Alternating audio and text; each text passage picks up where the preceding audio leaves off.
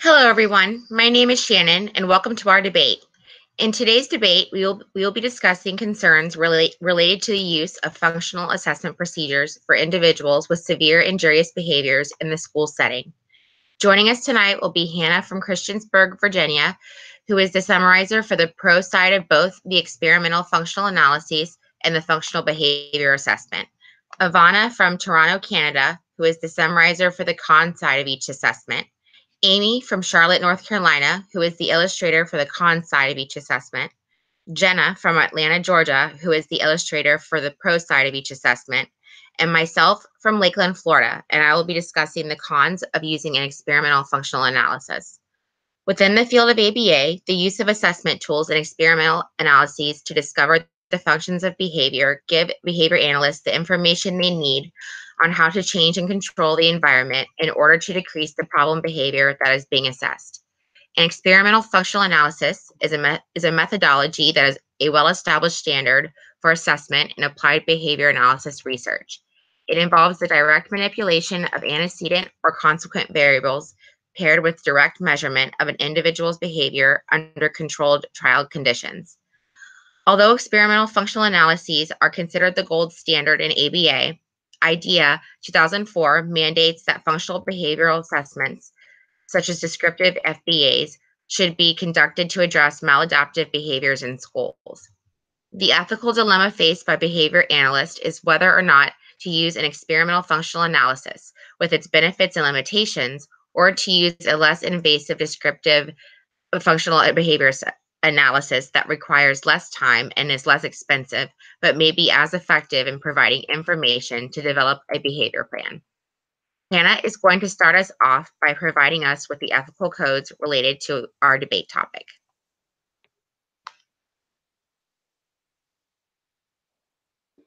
Behavior analysts do not work on rumor or hearsay. They want to see the problems for themselves. Section 3 of the Professional and Ethical Compliance Code for Behavior Analysts is labeled Assessing Behavior. This section of the code is important to our topic because it discusses ethics when deciding, conducting, and explaining behavior assessments. It clearly specifies what goes into a behavioral assessment and further in Code 4, including the obligation to explain to the client the conditions necessary for the intervention to work, Code 4.06, and those that might prevent it from being properly implemented, Code 4.07. Code 3.01 is labeled Behavior Analytic Assessment. It states behavior analysts conduct current assessments prior to making recommendations or developing behavior change programs. The type of assessment used is determined by clients' needs and consent, environmental parameters, and other contextual variables. When behavior analysts are developing a behavior reduction program, they must first conduct a functional assessment. Behavior analysts have an obligation to collect and graphically display data using behavior analytic conventions in a manner that allows for decisions and recommendations for behavior change program development. Code 3.03 states behavior analytic assessment consent. Prior to conducting an assessment, behavior analysts must explain to the client the procedures to be used, who will participate, and how the resulting information will be used. Behavior analysts must obtain the client's written approval for the assessment procedures before implementing them. Next, Amy is going to go over the core ethical principles. They are as follows. Do not harm. Behavior analysts do not knowingly do harm. Respect autonomy. Behavior analysts promote client independence or self-sufficiency. According dignity. As a behavior analyst, it is our job to ensure that every client is treated with dignity and respect. Benefiting others. The primary role of the behavior analyst is to benefit others in whatever setting or situation they may work. Being just. Treating others how you would like to be treated. Being faithful. Behavior analysts are loyal, trustworthy, and honest with clients, colleagues, and administrators. Pursuing excellence. Behavior analysts are aware of the latest research in the field and incorporate the most up-to-date methods and procedures. Accepting responsibility. Behavior analysts take responsibility, accept blame, and make corrections to satisfy the consumer and other related parties when treatments fail. Treating others with care and compassion. Respecting autonomy of clients, working to benefit them, and devising programs that accord them dignity. Amy, what are the 3 specific functional assessment methods? The 3 specific functional assessment methods are direct observation, indirect observation, and experimental analysis, which is functional analysis. These terms, functional assessment and functional analysis, are sometimes thought to be the same thing, but they're not. A functional analysis is one specific type of functional assessment. Hannah, could you please explain the difference between an FBA, a functional behavior assessment, and an experimental functional analysis? Sure. A functional behavior assessment is a multi-step process that includes a review of existing data, parent, teacher, and student interview, and observation of the behavior using ABC data without direct testing. A functional analysis involves direct testing of how certain changes impact the occurrence of problem behaviors.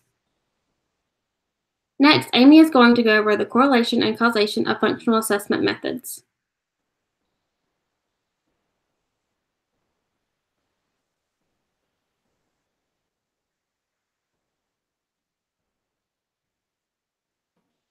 Basically, descriptive methods can only provide correlational data. This means that all they can do is give a description about how something seems to happen before the challenging behavior occurs, or that something seems to happen after the challenging behavior has occurred. By describing what happens before or after the target behavior, these methods allow practitioners to create a hypothesis about what may be causing the behavior, but they cannot allow a practitioner to say what is causing the behavior. That being said, these descriptive methods can be used prior to implementing a behavior intervention, and as a result, the interventions can be effective.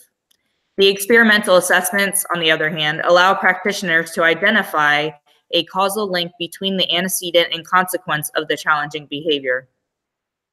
Once the causal link has been identified, a practitioner can say that this is happening, or this is causing the behavior.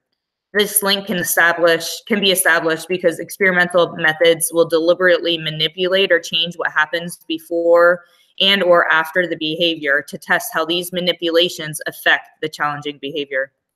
Data would be recorded on the challenging behavior throughout each manipulation, and this data will allow practitioners to identify the actual causal link of the behavior.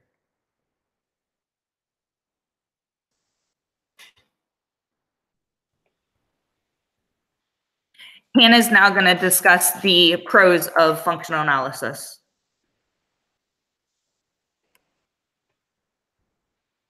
So, a functional analysis uses 4 different test conditions. Social disapproval, the client receives therapist attention contingent on the target behavior. Academic demand, the client is presented several tasks and permitted escape contingent on the targeted behavior. Unstructured play, this serves as a control for the experimenter's presence and is conducted in a room filled with toys and possibly stimulating materials. And alone, the therapist is assessing the possibility that the target behavior is self-reinforcing. 3 of the conditions are for testing, and those 3 are social disapproval, academic demand, and alone. And 1 is used for the control, which is unstructured play. Frequency data is collected during the different conditions. The frequency data is then graphed, and the rate of behavior comparisons are made across all condition types. The conditions are presented more than once and in a random order to prevent order bias. Once graphed, if the rate of behavior shows to be significantly higher in one of the 4 conditions, it is assumed that the problem behavior is a function of that condition. FA can identify causal and maintaining factors related to the problem behavior and has led to the development of effective treatments for severe problem behaviors. FA is specific and structured and allows clinicians to base treatment methods on an observable behavior. All conditions and contingencies are set in place prior to the start. Functional analysis are found to be more consistently beneficial than assessments based on description of behavior. Interventions developed through FA have frequently achieved positive outcomes by stopping the problematic behavior from producing the reinforcing consequence when a desirable behavior occurs. Next, Ivana is going to share the cons for an experimental functional analysis. Thank you. Thank you, Hannah, for sharing some advantages of a functional analysis. There are also some disadvantages in using a functional analysis for problem behaviors. For example, a risk is that the assessment process might temporarily strengthen the undesirable behavior, or the behavior might acquire a new function or functions.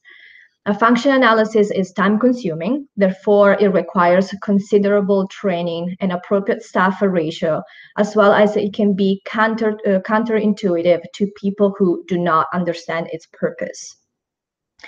Although a function analysis may be considered best practice and can correctly identify the functions of the behavior, it is not the quickest and safest way to address at-risk behaviors such as SIBs and subsequently reduce them.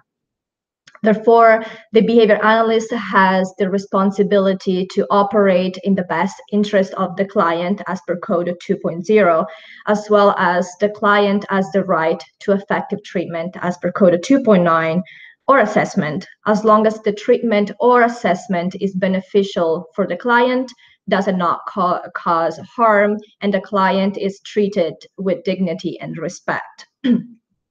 In fact, it is important to evaluate all the risks before the implementation of a FA, as by manipulating conditions, for example, antecedent conditions, highly challenging behaviors such as self-injurious behaviors could be elicited under these controlled experimental conditions, because the target behavior would be allowed to occur in many contexts to determine its function. Also, the outcomes are not always clear in that no clear function is identified, or multiple functions may be identified. So in this case, more assessments needs to be done. Moreover, highly challenging behaviors such as SIBs could be shaped within the analysis by contingencies that have not been responsible for maintaining the behavior in the natural environment, and therefore the behavior can be temporarily reinforced during FA sessions. And finally, school-based FAs can be a challenge to implement because of the need for expert consultants, also the need for highly controlled situations, the length of time needed to conduct analysis, and the potential risk with manipulating putative controlling values.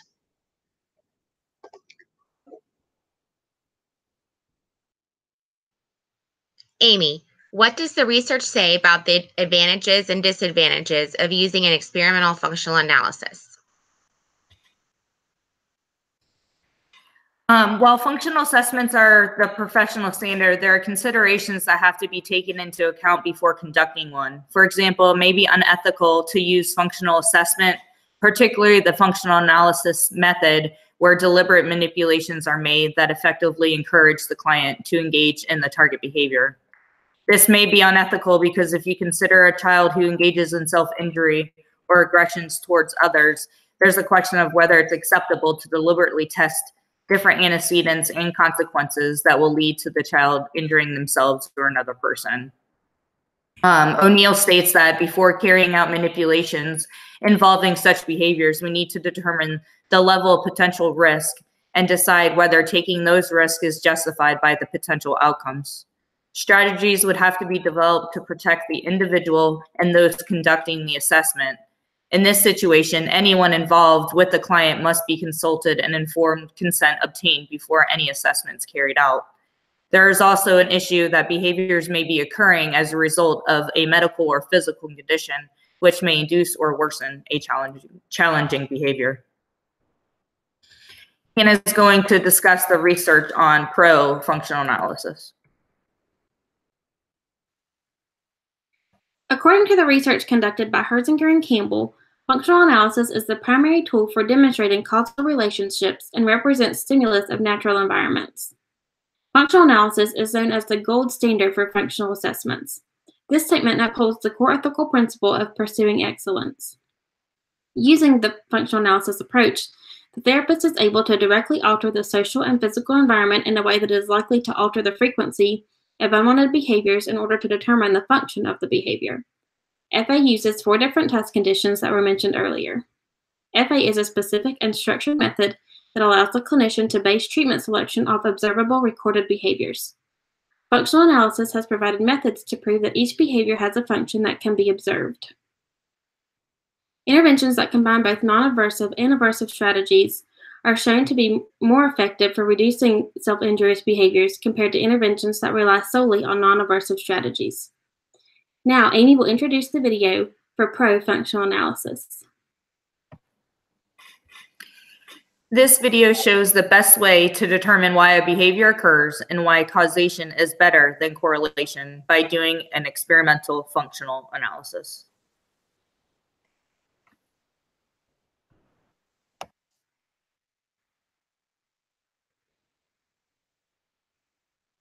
In this video, we're going to go over the best way to determine why a behavior problem occurs and why causation is better than correlation by doing an experimental functional analysis. If you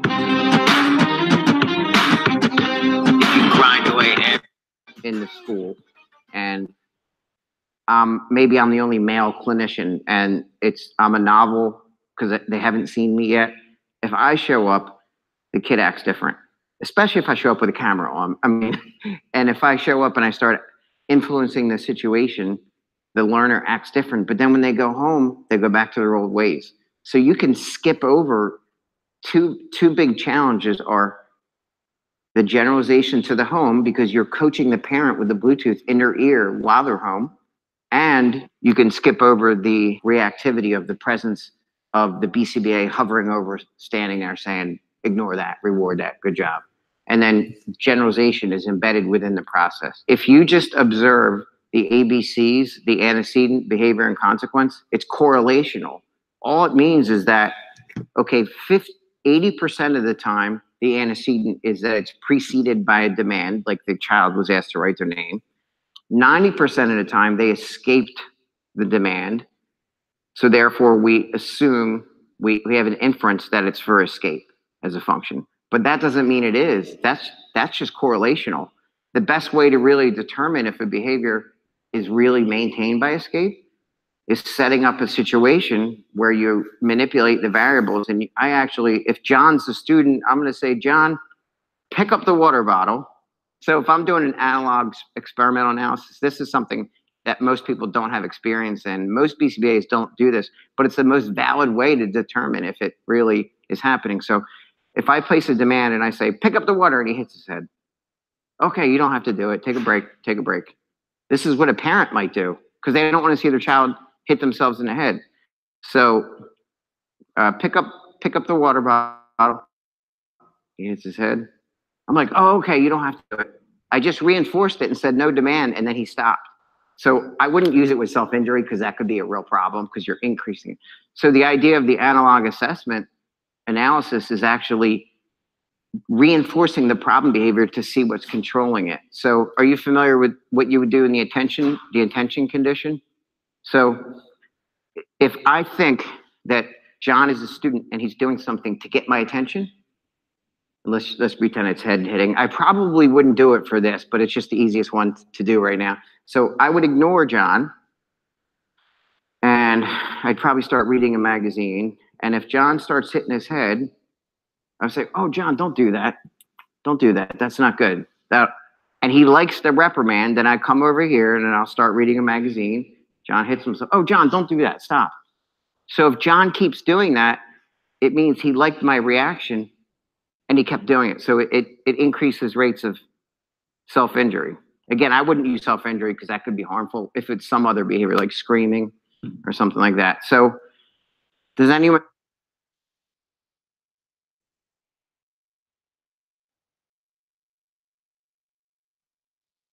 Now, Shannon is going to go over the research for functional analysis. Thank you, Hannah. Although experimental functional analyses are appropriate for clinical settings, they have limited ecological and social validity. For example, Solnick and Ardoin, 2010, conducted a quantitative review of functional analysis procedures implemented in the classroom setting between 1992 and 2007. Results indicated that only 3 of the 48 students exhibited behaviors at a rate that was typical of a classroom setting. Thus, the authors of the study concluded that functional analysis procedures are inadequate when it comes to guiding implementation in class settings.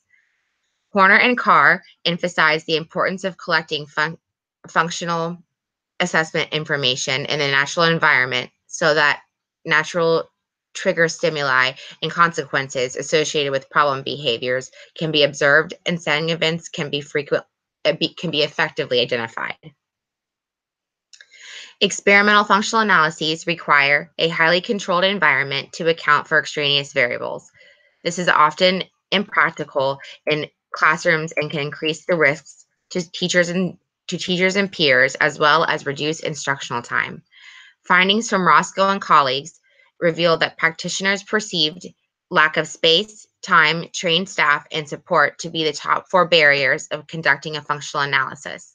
Some researchers share concerns related to the feasibility of adequately training school staff on functional analysis procedures up to the level where they are able to conduct valid assessments as part of their usual responsibility. According to the National Center for Leadership and Intensive Intervention, questions about the feasibility of conducting functional analysis remain to be answered. For example, the amount of training and support teachers need in order to design and implement an intervention based on results of a functional assessment or a functional analysis, are unknown. Because the purpose is to evoke a particular behavior to identify the function, there are potential risks associated with experimental functional analysis. Potential risks include the temporary increase of a behavior and a behavior requiring a new function. The potential risks involved in a functional analysis go against the core ethical principle of do no harm. Self-injurious behavior could be shaped by contingencies in experimental conditions that have not been responsible for maintaining the behavior in the natural environment. According to Beavers, Iwata, and Lerman, whether functional analysis procedures actually increase risk of harm to the individual is a question that cannot yet be answered by extant research. Although a functional analysis is designed to invoke problem behavior, it is unclear if the increase in behaviors observed in one or more conditions pose a greater risk than those observed outside of assessment sessions. Now, we're going to go to Jenna to look at some visuals for the pros of functional analysis. Thank you. This table comes from an article titled Advances in the Indirect, Descriptive, and Experimental Approaches to the Functional Analysis of Problem Behavior by Whitman and others. In order to understand this graph, I will provide some background details. This article reviews the procedures, validity, and clinical application of the practical variations of functional analysis and function-based interventions. The conclusions are that functional analysis methodology is a valid and efficient approach to the assessment of problem behavior. In this table, we can see that several studies indicated descriptive analysis has low validity when using an FA as a standard for comparison. Hannah, can you share the information for pro-functional behavior assessment? Yes. FBA involves the direct observation of behavior in naturally occurring conditions such as in the classroom and at home. FBAs use indirect assessments such as interviews, questionnaires, and rating scales. It also uses descriptive assessments such as ABC data sheets. For ABC data collection, A stands for antecedent, B stands for behavior, and C stands for consequence. The observation of problem behaviors is not arranged in a systematic manner, rather in a more natural environment. FBA involves less control over environmental variables and provides a true observation of behavior. FBA data is sufficient for treatment development, and it may be useful when it is difficult or impossible to conduct an FA. FBAs have led to an increase in precision and effectiveness of reinforcement-based interventions. Since FBAs are able to ascribe function to aberrant behaviors and improve treatment effectiveness, FBAs have become an integral part of the entire treatment process. An FBA is designed to help us identify the target behavior, identify the function of the behavior, identify the factors that maintain the behavior, and how the behavior is interfering with the student's education. One of the core ethical principles is do no harm. An FBA is a harmless way to identify aberrant behaviors and their functions. There are many steps involved in an FBA. The steps involved are develop a multidisciplinary team, identify the target behavior, collect baseline data, and collecting baseline data consists of reviewing previous and current data, conducting formal and informal interviews with team members, and observing the student and collecting data on them. The next step is to develop a hypothesis statement regarding the target behavior, then test the hypothesis, then develop an intervention plan and monitor the intervention effectiveness. As you can see, there are many different steps involved in the functional behavior assessment. Although the data is indirect, it can still help to create an effective behavior plan. Now, Ivana will review the cons of FBA. Hannah, like you just mentioned, descriptive FBAs gather information via indirect and descriptive assessments. Now, indirect assessment, such as interviews, checklists, questionnaires, and rating scales, are methods that solicit information based on others' recollections of the client's behavior, and therefore the information for treatment development might not be sufficient. Also, the information gathered might be subject to bias and be unreliable. Descriptive or direct naturalistic observations, such as ABC narrative recording, can only provide correlational data, not allowing causal statements to be made. And finally, hypothesis statements of the function of the behavior could be unclear, so a function analysis might be required. So what does the research say about the advantages of using a functional behavior assessment? Well, via collecting and analyzing data from descriptive and naturalistic assessment and indirect assessment, it is possible to identify the variables that result and maintain the target behavior.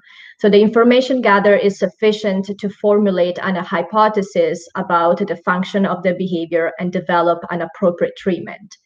In 2015, Lewis et al. Did a comparison of FBA and FA methods within the school system, and they evaluated the degree to which hypotheses generated by FBA strategies matched the hypotheses generated through FA trials. Results of a 4-phase descriptive study conducted by trained school personnel on 6 students with mild disabilities who demonstrated low-intensity, high-frequency problems behaviors such as off-task behaviors, yelling, throwing objects, and physical aggression towards peers. Participated in the study indicated that FBA hypotheses were later confirmed or aligned with FA outcomes.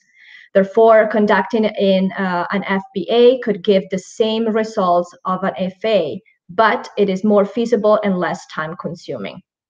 Now, when it comes to highly challenging or self-injurious behaviors, carrying out a function analysis might either elicit the behavior or maintain the behavior under controlled experimental conditions. Therefore, in 2005, Hastings and Noon looked at the ethical problems with the validity of an FA with SIBs, as well as the right to effective treatment that doesn't cause harm and using least restrictive interventions. So the research showed that an FBA could be appropriate for at-risk behaviors such as self-injurious behaviors, as it decreases reliance on default technologies that are intrusive, and an FBA involves less control over environmental variables that could elicit the behavior. Now, Jenna will present a visual that will illustrate the benefits of an FBA. This table comes from a 2016 WWC intervention report. It shows a summary of the positive and negative effects from single case design studies for FBA-based interventions. As you can see on the left, school engagement and problem behavior, the percentage of positive effects are 74% and 68%, whereas the negative effects are 0%. Jenna, could you discuss the research you found for cons of FBAs? Yes. The first article I would like to discuss is written by Noel. This article discusses the study completed of 3 students and compares the results of a functional analog assessment and functional analysis. Ivana shared that descriptive assessments and indirect anecdotal assessments show possibilities to identify the variable that result and maintain the target behavior. However, the research from this study showed that the descriptive assessment data produced unclear results that were not supported by the following FA. Analog analyses also did not provide consistent, clear results. I wanted to note that the descriptive assessment was not disruptive to the classroom or student's routine, but did provide less conclusive data than the FA. The next article I would like to discuss is written by Lerman and Iwata. This article is written on 2 methods conducted to determine which would produce similar conclusions for 6 subjects. In order to manipulate potential maintaining variables, the 6 subjects participated in a functional analysis and FBA. Both sets of data were analyzed to identify any antecedent or consequent events for the subject's SIB.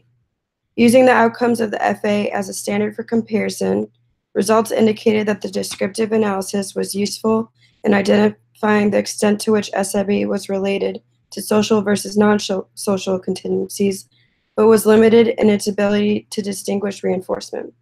The experimental analysis was chosen as a standard for comparison based on its validity for identifying functional relationships between SIB and maintaining contingencies, and the results of numerous studies support this assumption. Now, Amy is going to discuss an illustration for the con side of experimental functional analysis. Descriptive versus experimental functional analysis. Both direct observation and indirect observation methods are descriptive assessments because they describe what's happening before and after the challenging behavior. These 2 methods only provide correlational data. This means that while you may be able to use the information gathered from their use to create a hypothesis about the reason the behavior is occurring, only the functional analysis can truly identify the function of the behavior. A functional analysis can do this because it's an experimental assessment that manipulates what happens before and or after the challenging behavior, while continuously recording data to see which manipulation leads to the highest frequency of the behavior.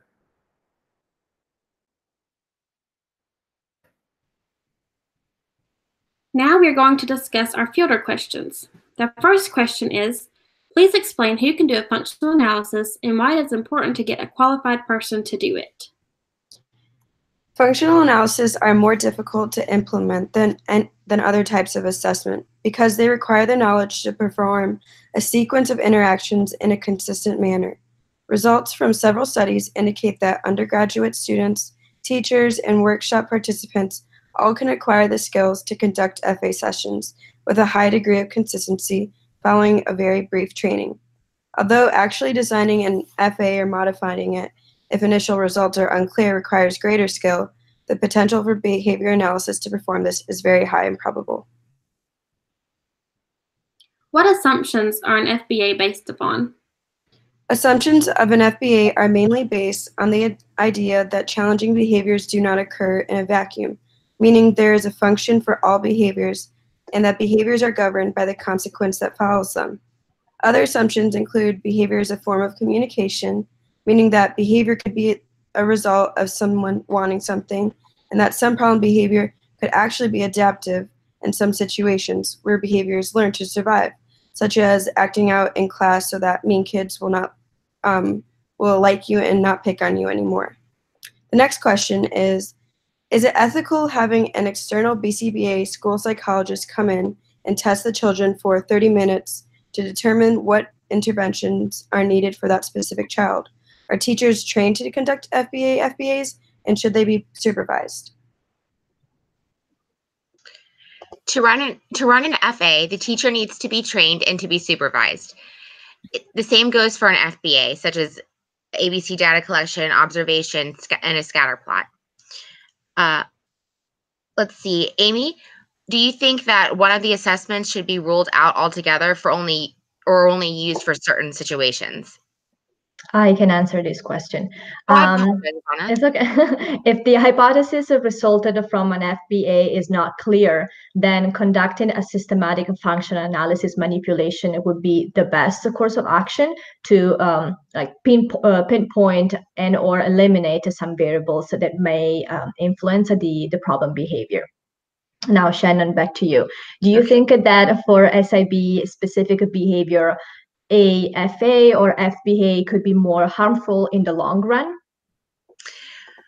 Well, that's a tough question to answer. I honestly don't think there is a correct answer. Although experimental FAs do purposely evoke the self-injurious behaviors, it is important to note that these behaviors already occur outside of the functional analysis environment. Moreover, experimental FAs are conducted by highly trained and experienced practitioners. Nevertheless, I think that any condition that evokes severe behavior like self-injury runs the risk of potentially harming the client, especially when conducted by people who are not qualified to do so. Horner and Carr emphasize the importance of considering if it is worth conducting an experimental FA if there is a more effective way to do it by means of a functional behavior assessment. Furthermore, self-injurious behaviors must be addressed quickly before physical damage is done. Although a functional analysis may be considered best practice and can correctly identify the function of the behavior, it is not the quickest way to address the SIB and subsequently discontinue it. Thank you, Shannon. And thank you so much for everyone listening to our debate on why descriptive functional behavioral assessments do not shortchange our children or waste time when compared to an experimental functional analysis. Although an experimental functional analysis can identify the causal and maintaining factors related to problem behaviors and has led to effective treatment of severe behavior problems, we have found more conclusive data on why descriptive functional behavior assessment should be used over an FA. Our group found that descriptive FBAs need less control over environmental variables compared to FAs and are more appropriate for at-risk behaviors, SIBs, as they decrease reliance on default technologies that are intrusive or coercive.